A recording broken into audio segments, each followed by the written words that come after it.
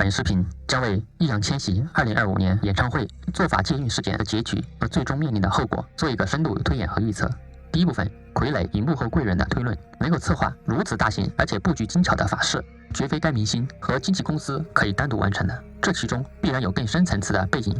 一方面，掌握这样法术的大师必然是轻易不会出手的，仅仅用金钱是请不动这样的真人。另一方面，这样大阵仗的法事必然会惊动相关圈内人士，如果没有更高层的权力压阵，此仪式怕是无法顺利进行，而且会遭到事后的追查。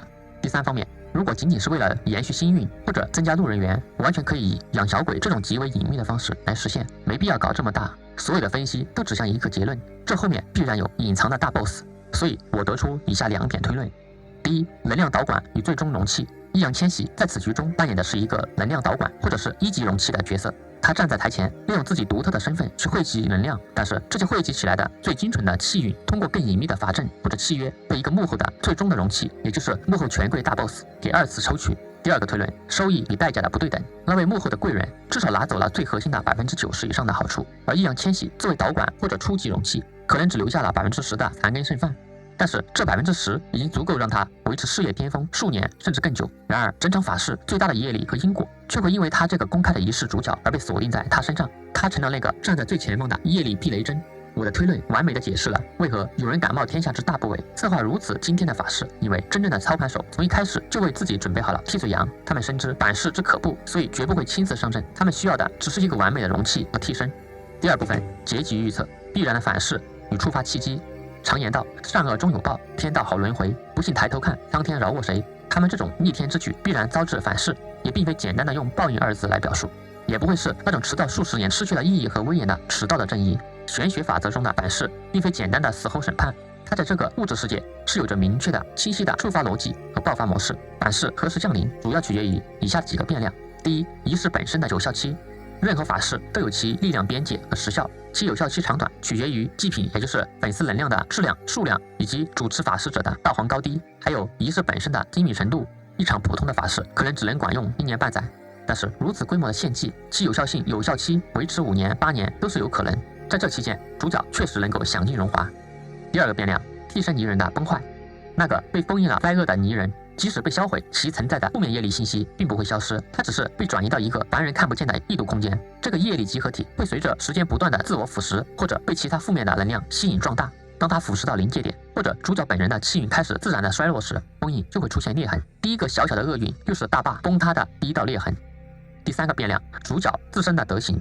这是最关键的变量。如果主角在享受了窃取来的好运后，为人谦卑，广行善事，回馈社会，用巨大的功德去填补他欠下的因果窟窿，那么他或许能够延缓甚至部分化解反噬。但是人性的弱点在于，被巨大成功包裹的人往往会变得更加的骄纵，目空一切。他的每一次炫耀，每一次傲慢，每一次利用不属于自己的气运去碾压别人，都是在加速消耗这份本就有限的好运，并为最终的反噬火上浇油。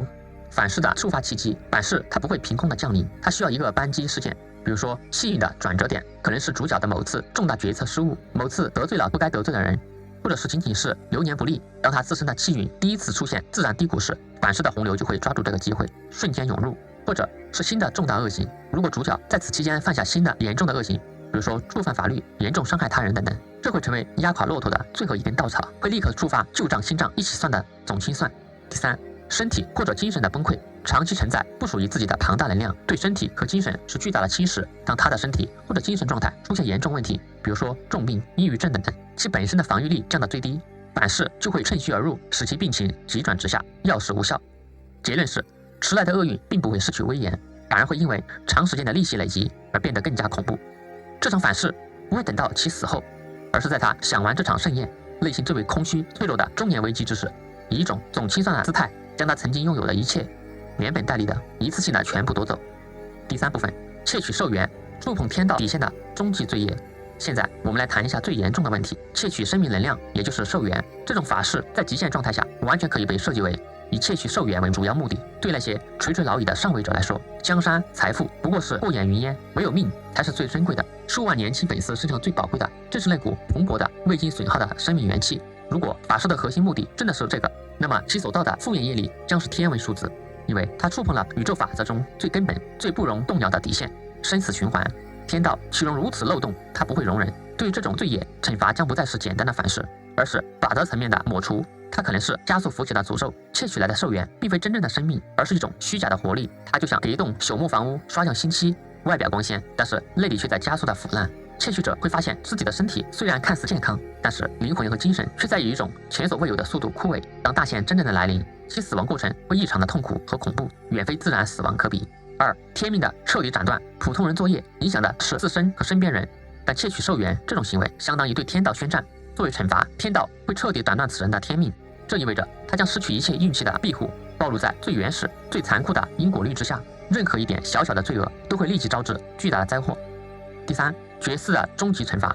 在很多东方玄学体系中，窃取他人生命以求续命的行为，最常见的惩罚就是绝户，因为这种罪业污染了血脉的根源，天道会断绝其血脉的元序，让其一生罪业到他这里为止，这是对其存在过的痕迹进行最彻底的抹除。总而言之，窃取寿元这条路是一条通往人形俱灭的单行道，或许能换来几年、10几年的苟延残喘，但代价是输掉永恒的轮回资格和存在的意义本身。这是任何一个真正懂得法则厉害的术士都绝不敢触碰的终极禁忌。谢谢大家。以火之言，照明之玄。视频篇幅有限，一些观点无法尽述，请关注我的个人公众号“品言之玄”，获得更多深度内容以及每日东方智慧分享。如果本视频对你有所启发，想对个人在事业发展、情感困惑、健康生活、前有抉择等方面进行探讨，可以私信或者来 B 站油管看我的视频分享。全网同号“品言之玄”，谢谢大家。